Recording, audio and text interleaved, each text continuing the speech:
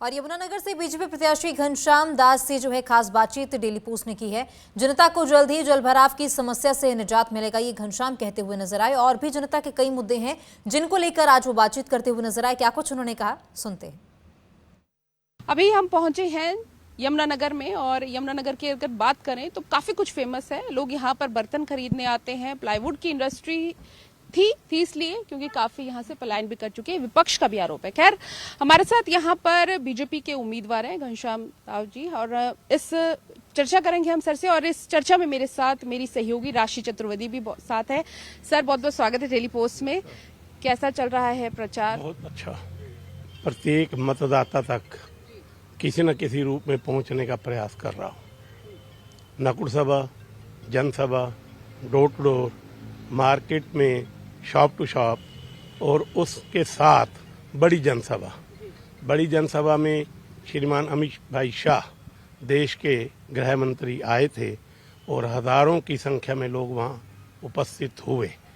तो मतदाता तक पहुँचना और वो भारतीय जनता पार्टी के प्रत्याशी को क्यों मतदान करें, ये बताना आजकल यही विषय मेरे पास है। मेरा सवाल ये है कि जब हम आ रहे थे तो कई जगह ऑब्जर्व किया कि जल भराव की स्थिति जो है वो यमुनानगर में बहुत देखी गई। थोड़ी सी बारिश में जो है वाटर लॉगिंग की जो समस्या है, लोगों बड़ा जो है वो इसका सामना करना पड़ रहा है। उसको लेकर के क्या कुछ जो बेसिक नीड्स हैं लोगों की, वो अगर फुलफिल ना हो तो कहीं ना कहीं ऐसा है मैडम। जल भराव के समाधान के लिए हमने एक विस्तृत योजना तैयार की है, उसके ऊपर काम चल रहा है। लगभग 16 करोड़ रुपए की लागत से स्टॉर्म वाटर यहाँ से निकले पाइप बिछाए जा चुके हैं। केवल एक रेलवे लाइन के नीचे का टुकड़ा वो रह गया है। उसके लिए रेलवे विभाग ने जितनी राशि हमसे मांगी है, निगम से मांगी है, हमने वो जमा करवा दी है।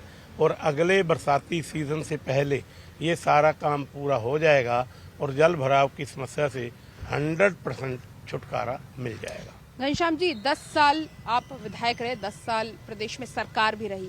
इन 10 सालों में आपको लग रहा है एंटी इनकम्बेंसी नजर आ रही है कहीं? ऐसा है, मैं जनता के साथ हर समय जुड़ाव में रहता हूँ, उनके सुख दुख में शामिल होता हूँ। वो जो विकास की एक उम्मीद लेकर आते हैं उसमें मैं पूरी भूमिका निभाता हूँ। और लोग ये मानते हैं कि यमुनानगर के विकास को एक नई रफ्तार मैंने अपने 10 साल के कार्यकाल में दी है।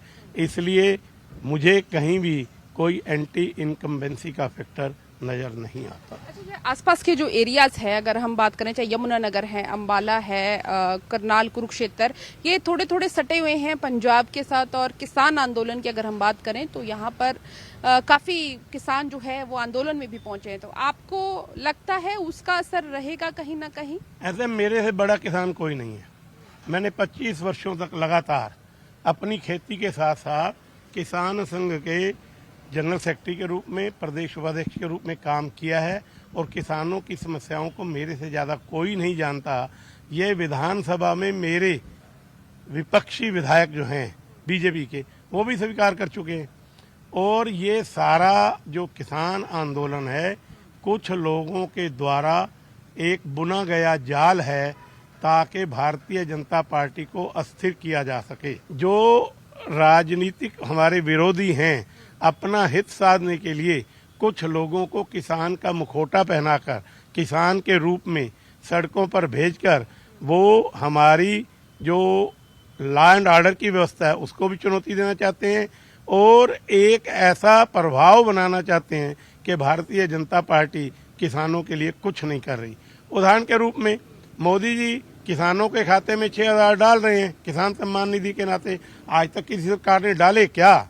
आज हरियाणा में हम 24 फसलें एमएसपी पर खरीद रहे हैं। हिंदुस्तान का, भारतवर्ष का कोई भी प्रदेश ऐसा नहीं कर रहा। स्वामीनाथन आयोग की रिपोर्ट लागू की, किसान सुखी हो, समृद्धि की ओर अग्रसर हो, इस प्रकार की योजनाएं बनाई।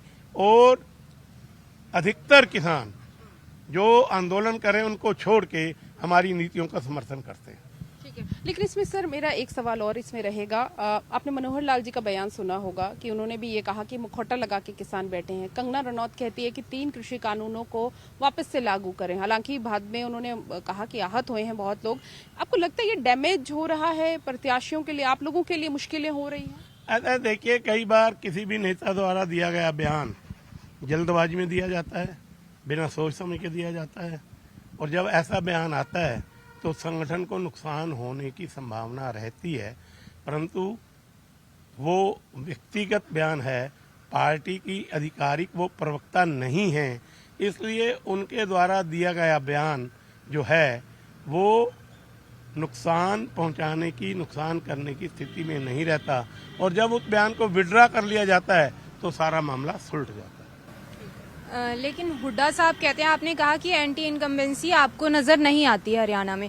हुड्डा साहब कहते हैं कि लोकसभा में हाफ और विधानसभा में साफ। ऐसा है, जो उन्होंने महिलाओं के खाते में 1 लाख रुपया फटाफट फटाफट फटाफट देने का नारा दिया था, इस विधानसभा में कांग्रेस सफाचट और सफाचट। 2000 रुपए दे रही है कांग्रेस, हम 2100 रुपए दे रहे हैं महिलाओं को। कंपटीशन चल रहा है क्या? नहीं, कंपटीशन नहीं चल रहा। महिलाओं की दशा सुधारने के लिए, उनके रसोई को चलाने के लिए जब हमने विचार किया, हम वृद्धावस्था पेंशन 1000 से 3000 की, कोई कंपटीशन नहीं है। भारतवर्ष में कोई भी प्रदेश इतनी राशि नहीं दे रहा, हम दे रहे हैं, कर रहे हैं। जब जिन्होंने आना नहीं वो कोई भी घोषणा कर सकते हैं। अकाउंटेबिलिटी जो है उस पार्टी की होती है जो सत्ता में आता है। कैमरा पर्सन विशाल के साथ पूजा वर्मा विद राशि चतुर्वेदी, डेली पोस्ट पंजाब, हरियाणा, हिमाचल।